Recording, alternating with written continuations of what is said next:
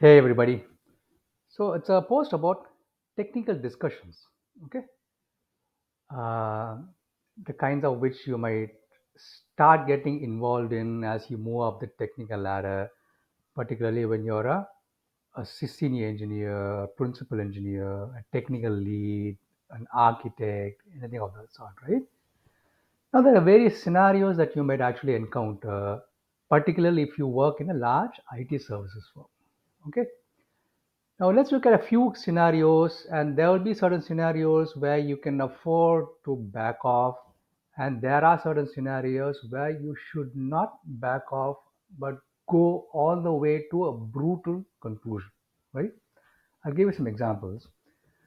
The typical case where you might want to, yeah, fine, you're right, I'm right, let's get on with it kind of an attitude is when somebody is say presenting something and there's probably a technical glitch that you notice here which is not probably there's something that's not very accurate and you kind of end up pointing it out. Probably you need not have pointed it out, it wouldn't have really mattered, but you pointed it out and that person takes say something around, tries to kind of generalize it a bit, so that he indulges some kind of a damage control, so to speak, right? And he says, yeah, that's fine, that's the way it is, or something of that sort. Leave it at that, right? It's basically, live and let live. That's very, very key. Okay.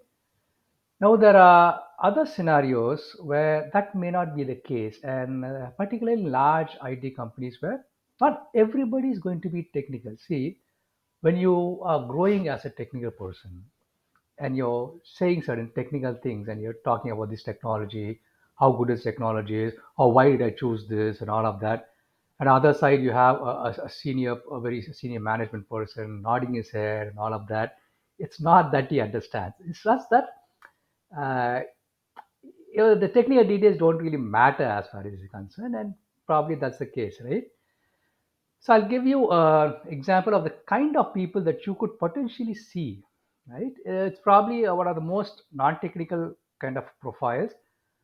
It's not that it's a person's fault or anything of that sort, but that person's role is fundamentally different. That relates to a case where we embarked, myself, a very high expertise Java architect and a senior Java developer, embarked on writing a plugin for Eclipse which when given a model will generate a complete Spring application for you. A bit like Spring Boot, but more aligned with our own reference Java architecture at that point in time. Okay. So when I took this idea on to my boss, he said to get the funding for this, he of course asked the budget and the overall cost benefit analysis, all of those things. He said, I have to present it to his boss because the budget is with that person. The money is with that person, right? Ultimately, somebody will have to bear the cost of development, even if it's just three people. So we spent like two sprints, essentially a month, developing a small prototype. So you have Eclipse as a plugin. There's our own menu over there, and you click on it, you supply a model file and then it will generate a simple application to show you. Not everything would be generated, it doesn't have Spring integration, that point in time it's just more for a demo purpose, right? But it will show something workable, a simple application, web application that kind of runs. To that extent we prepared it in a month, and then we took it onto a presentation. I was there, the expert Java architect was also there. So and then the developer, I'm not sure that person was there, but yeah. And then of course my boss, and then his boss who has to approve this funding. Okay. Uh, After we made the presentation about Eclipse and the plugins and other things, the one question he had was, he said, "Is this multi-user or single user?" Is the question he asked. Now, it doesn't make sense, right? I mean, a techie would understand that an Eclipse plugin, the concept of whether it's a multi, it's a server side, more a server side thing, doesn't quite make sense. But so this, the Java techie with me, when he jumped on and he was about to explain it, I just stopped him. There's no way in the world he's going to go and explain everything and make the other side truly understand what is multi-user, what is single user, what does it mean by all of those things. No, that's not the way. I just simply said this is multi-user because between single user and multi-user is more powerful from a jargon perspective. So if something has a more powerful property, the chances of receiving funding are more, right? So that could typically be the kind of people that you might have to deal with. So you don't go about explaining everything and this is how it works, this is the greatness of Java and the hotspot compiler and just-in-time compilation and this is a node ecosystem. No, don't do all that, right? So to the extent that's required, you basically say how good or how bad it is and achieve whatever purpose you sought out to achieve in the first place. Correct? But there are also cases where you will have to take a technical discussion or a technical debate to its brutal conclusion. Right? I'll give you a couple of examples. Now, let's take the example of a product we were building. We were building what today is called a SaaS and what used to be called as an application service provider, some kind of dull term. Essentially, we were building a complex business system. The business system may not be very business wise or functional wise complex. It was basically an accounting system, but it had to run in the capital of a certain country and be able to be used by all companies within the particular country. Okay. Now there were these technical discussions. So I was there. There was another lead who was essentially my junior, and we've always had it was a very very strong technical team, and we used to have a lot of debates and we used to have decisions made and all that heated discussion, all of that would happen. Now he was pretty much like my deputy, right? And in all respects probably the person who could take over if I move out to some other role. Now he came up with an idea. It wasn't good enough. I could see it wasn't good enough. But not only, but in that discussion, you have another manager who was basically managing this entire thing and who uh, decide which course of action to take. But he wasn't technical person, right? So that's a scenario you will find. So you're debating with somebody, you know everything you're talking about, he knows everything he's talking about, both of you know who won, who lost, but then just because you think you won a debate does not mean that the other person, the person who counts, actually also understands who won the debate. And that's key to make that person understand, and that's where this need to take it to a conclusion really arises, right? So he comes and says his theory, and I say this is how it works, and this is what will work, why it won't work, and all that. And just the relative merits of these two technical solutions alone here is not enough. Go to the next step and say this is why your solution is not going to work, and this is why my solution is going to work.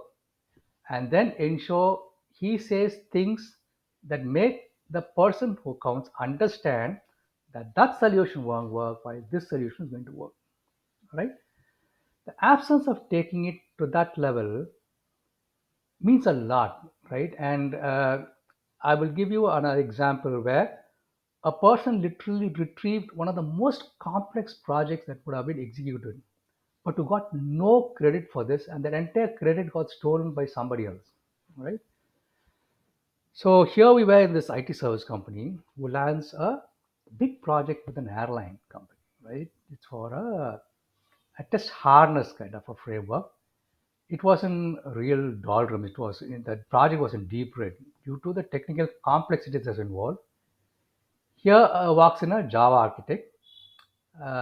He was an expert, right? He was so good that he's the kind of person who would go to open source software, look at the software, feels that it's not good enough, he would go and contribute, enhance the software, and then others could use it. So that level of expertise, all right? So he goes in, does everything and all of that, but then finally it gets no credit. And the reason is that in these discussions, what happened, for example, there are seniors involved, and this person is there with other person who is more pre-sales oriented, but who is very has much better communication and much better connect with several in the management. How these discussions typically go is that now the Java architect, right, the expert, he wins the debates, right? He says this is the way it should go. This is why this is right. all that was fine. So between the debate he has with this pre-sales person who always projects himself as a technically competent person, he always wins, no doubt about it, 100%, right? But that's not what management perceive. And the reason is it goes something like this. Let's take an example, no, a hypothetical example. Let's say the pre-sales person says something like a high level, a naive outlook. I mean, like say Java is compiled, Node.js is not compiled, it's interpreter driven and all that. And then the techie goes and explains, no, no, that's not the case. What's compiled and what's not compiled?